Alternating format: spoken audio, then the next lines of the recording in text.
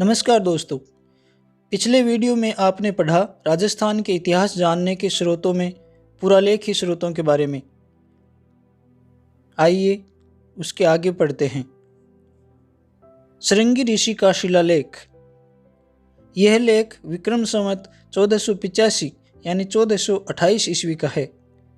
महाराणा मोकल के समय का यह लेख एकलिंग जी से 6 मील दूर श्रृंगी ऋषि नामक स्थान पर बरामदे में लगा हुआ है। यह लेख संस्कृत भाषा में है। इस लेख में मेवाड़ के महाराणाओं हमीर, क्षेत्र सिंह, लक्ष्य सिंह तथा मोकल की उपलब्धियों की जानकारी मिलती है। इस लेख से भीलों के सामाजिक जीवन पर भी प्रकाश पड़ता है। जैन कीर्ति स्तंभ के लेख। चित्तौड़ के जैन कीर्ति स्तंभ में उत्कीर्ण 3 अभिलेखों का स्थापनकर्ता जीजा था। इसमें जीजा के वंश तथा मंदिर निर्माण एवं दानों का वर्णन मिलता है। यह लेख 13वीं सदी के हैं। अगला है देलवाड़ा का शिलालेख। यह लेख 1434 ईस्वी का है। इस लेख में मेवाड़ी भाषा का प्रयोग किया गया है, जो उस समय की बोलचाल की भाषा थी। इस लेख से तत्कालीन धार्मिक, आर्थिक और राजनीतिक स्थिति पर प्रकाश पड़ता है। चित्तौड़ का अभिलेख। 1438 ईस्वी का यह शिलालेख महाराणा मोकल की आज्ञा से निर्मित मंदिर में स्थित है। यह तत्कालीन धार्मिक एवं सामाजिक स्थिति की जानकारी देता है। बहुविवाह का प्रचलन, समृद्ध परिवारों में होना तथा व्यापारियों की सुदृढ़ स्थिति का होना इस लेख से स्पष्ट होता है। रणकपुर प्रशस्ति। यह लेख विक्रम संवत 1496 1439 ईस्वी का है। 47 पंक्तियों का यह लेख रणकपुर के चौमुखा जैन मंदिर के एक स्तंभ में लगे हुए पत्थर पर उत्कीर्ण है। इसमें संस्कृत तथा नागरी दोनों लिपियों का प्रयोग किया गया है। इस प्रशस्ति का रचयिता व सूत्रधार देपाक था। इस लेख में बापा से लेकर कुंभा तक के बहुत से शासकों का वर्णन है। रणकपुर प्रशस्ति में कालभोज एवं बापा को अलग अलग व्यक्ति बताया गया है, जबकि मेवाड़ के इतिहास के अनुसार ये दोनों एक ही व्यक्ति के नाम हैं। इस प्रशस्ति में गुहिल को बापा रावल का पुत्र बताया गया है। रणकपुर के इस शिलालेख से महाराणा कुंभा की बूंदी, गागरोन, सारंगपुर, अजमेर, मंडोर एवं मंडलपुर की विजयों का उल्लेख मिलता है तथा उनके विरुद्धों यानी उपाधियों का पूरा वर्णन है। इस लेख में मेवाड़ के राजवंश, धरणक सेठ के वंश एवं उसके शिल्पी का परिचय मिलता है।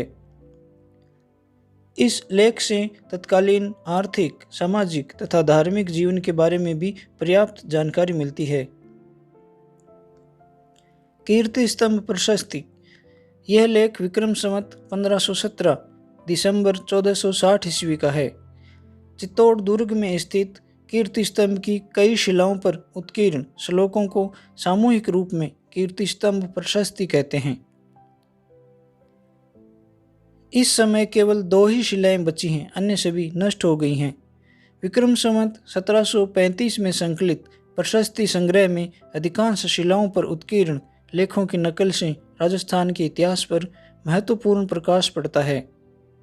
इस प्रशस्ति में गुहिल वंशीय शासक से लेकर हमीर, खेता, मोकल की उपलब्धियां, बाद महाराणा कुंभा की सपादलक्स, नारायणा, बसंतपुर तथा आबू आदि की विजयों का वर्णन है।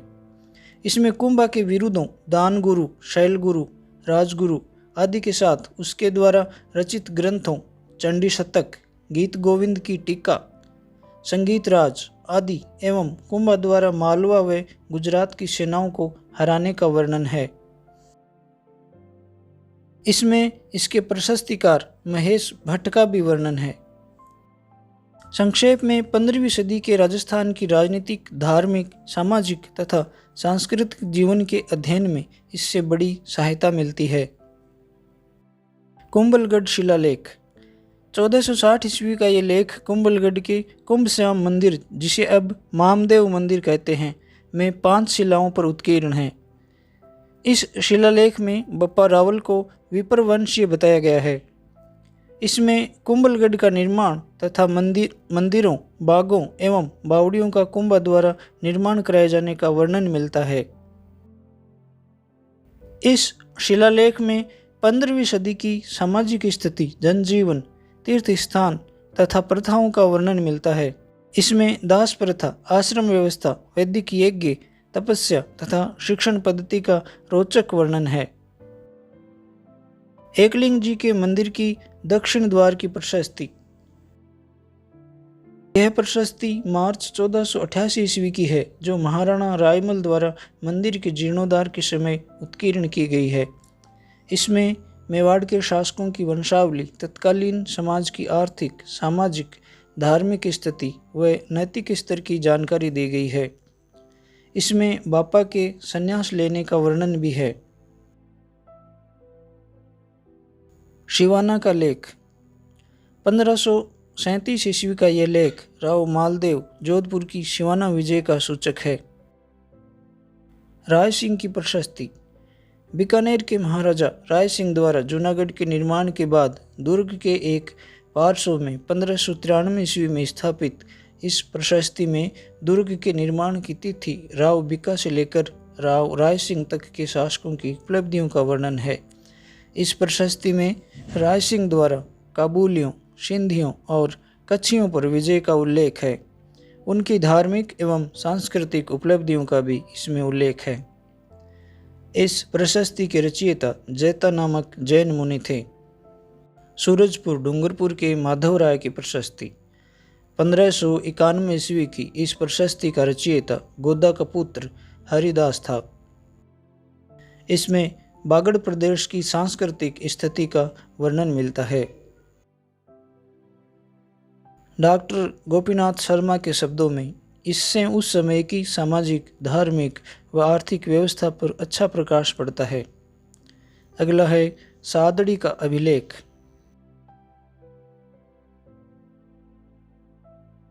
1597 ईस्वी का यह अभिलेख सादड़ी कस्बे में स्थित एक बावड़ी की दीवार पर उत्कीर्ण है।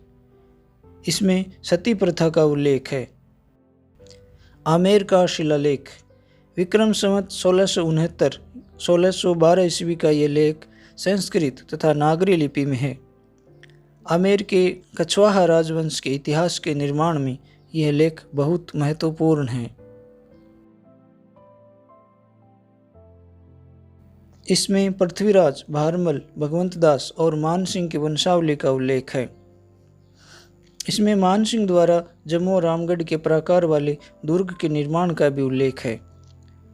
इस लेख में मान सिंह के भगवंत दास का दत्तक पुत्र होने का संकेत मिलता है। जगन्नाथ राय प्रशस्ति। मई 1652 ईस्वी का यह लेख उदयपुर के जगन्नाथ राय मंदिर में काले पत्थर पर उत्कीर्ण है। इसके पूर्वार्ध में बापा से सांगा तक की उपलब्धियों का वर्णन है। इसमें हल्दी घाटी युद्ध, महाराणा जगत सिंह के युद्धों, पुण्य कार्यों व मंदिर के निर्माण तथा प्रशस्ति के रचयिता कृष्ण भट्ट का भी विस्तृत विवेचन है। त्रिमुखी बावड़ी प्रशस्ति।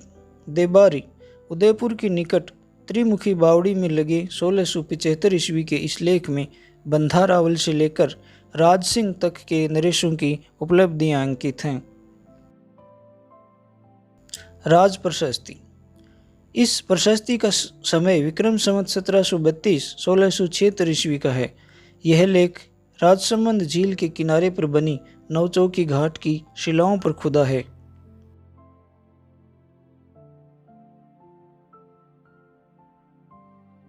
मेवाड़ के महाराणा राज सिंह ने राजसमंद नामक विशाल झील का निर्माण करवाया था। उन्हीं के आदेश पर रणछोड़ भट्ट तेलंग ने संस्कृत में एक महाकाव्य की रचना की और इस महाकाव्य को 25 बड़ी बड़ी श्याम रंग की शिलाओं पर उत्कीर्ण करवाकर झील के तट पर लगवा दिया था, जो आज भी विद्यमान है। इसी महाकाव्य को राज प्रशस्ति कहा जाता है। पद्य में ये प्रशस्ति वैसे तो संस्कृत भाषा में है, परंतु इसमें कई स्थानीय तथा फारसी शब्दों का भी उपयोग किया गया है। प्रशस्ति में उल्लेख है कि राजसमंद झील का निर्माण अकाल राहत कार्यों के तहत किया गया था। इसमें बापा से लेकर राज सिंह तक के शासकों की वंशावली व उपलब्धियों का वर्णन है। इसमें कुंभा, सांगा, प्रताप आदि महाराणाओं की उपलब्धियों का काफ़ी सही वर्णन किया गया है तथा मेवाड़ की संस्कृति पर प्रचुर प्रकाश डाला गया है। इसमें महाराजा मान सिंह और महाराणा प्रताप के वमन से और हल्दी घाटी के युद्ध में शक्ति सिंह की भूमिका का अच्छा वर्णन है। इसमें महाराणा अमर सिंह द्वारा मुगलों से की गई संधि का भी उल्लेख है। इसमें महाराणा राज सिंह के सार्वजनिक कार्यों, दान पुण्य के कार्यों तथा उनकी विजयों का भी वर्णन किया गया है। वस्तुतः मेवाड़ के राजनीतिक तथा सांस्कृतिक इतिहास के निर्माण में यह प्रशस्ति अत्यधिक उपयोगी सिद्ध हुई है। इस प्रशस्ति से 17वीं शताब्दी के राजस्थान की सामाजिक, धार्मिक, आर्थिक, राजनीतिक तथा सांस्कृतिक व्यवस्था के बारे में पर्याप्त जानकारी मिलती है। अगला है वैद्यनाथ मंदिर की प्रशस्ति। 1719 ईस्वी की ये प्रशस्ति पिछोला झील, उदयपुर के निकट सिसारमा गांव के वैद्यनाथ में स्थित है। इसमें बापा के हरित ऋषि की कृपा से राज्य प्राप्ति का उल्लेख है। हिम्मतराम मंदिर अभिलेख।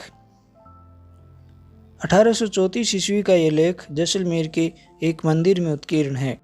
इससे तत्कालीन धार्मिक एवं सामाजिक स्थिति पर अच्छा प्रकाश पड़ता है।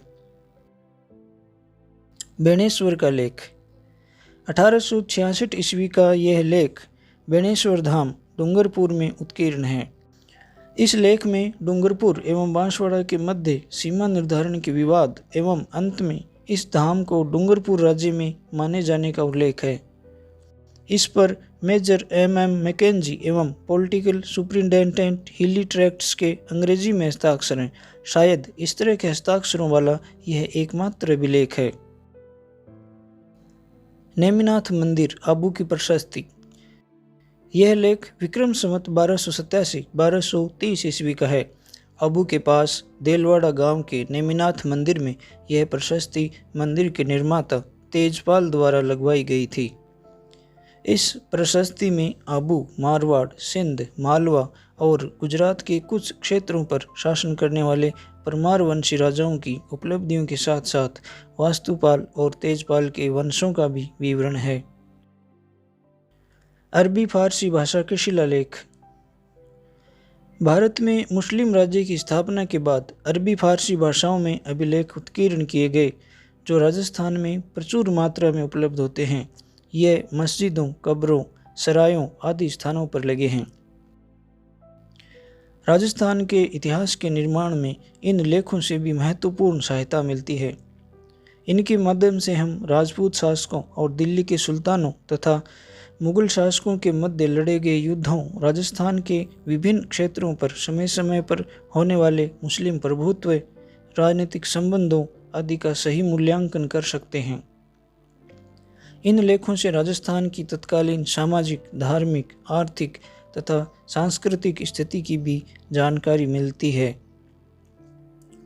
अरबी फारसी के लेख सांबर, नागौर, जालौर, सांचौर, जयपुर, अलवर, अजमेर, मेड़ता, टोंक, कोटा आदि क्षेत्रों में अधिक पाए गए हैं। इससे ये सिद्ध होता है कि यहाँ मुस्लिम प्रभाव रहा है। फारसी का सबसे पुराना लेख अजमेर के 2.5 दिन का झोंपड़े, जो एक मस्जिद है, के गुंबज की दीवार के पीछे लगा हुआ मिला है। यह लेख 1200 ईस्वी का है और इसमें उन व्यक्तियों के नामों का उल्लेख है जिनके निर्देशन में इस मस्जिद का निर्माण कार्य करवाया गया। चित्तौड़ में सुल्तान गयासुद्दीन का लेख मिला है, जो संभवतः 1321 से 25 ईस्वी का होना चाहिए। 1325 ईस्वी का एक लेख चित्तौड़ में धाईबी पीर की दरगाह में मिला है। इस लेख में चित्तौड़ का नाम खिजराबाद लिखा गया है। पुष्कर के जहांगीर महल के 1615 ईस्वी के लेख से राजा अमर सिंह पर जहांगीर की विजय की जानकारी मिलती है।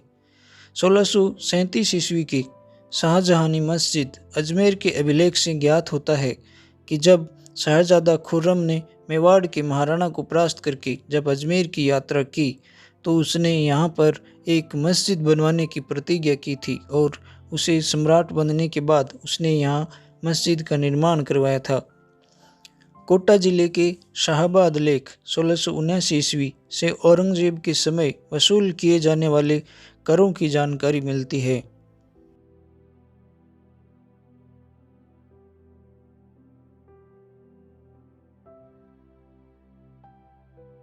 1813 ईस्वी के तारागढ़ की सैयद हुसैन दरगाह के लेख से पता चलता है कि मराठा सरदार राव गुमानजी सिंधिया ने इस दरगाह के दालान का निर्माण करवाया था। इससे मराठों की धार्मिक सहिष्णुता का पता चलता है। अजमेर की दरगाह में बने हुए शाहजहानी दरवाजे के अभिलेख से शाहजहां की धर्मांधता का बोध होता है। जालौर और नागौर में इस प्रकार के बहुत से लेख मिले हैं जिनसे इन क्षेत्रों पर मुस्लिम प्रभुत्व की जानकारी मिलती है। आधुनिक भारतीय भाषाओं व अंग्रेजों के अभिलेख।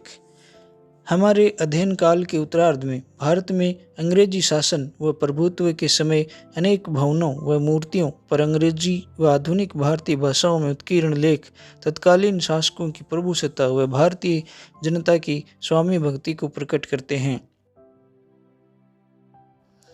यह अभिलेख देश में विदेशी शासन तथा भारत के स्वतंत्रता आंदोलन पर भी प्रकाश डालते हैं।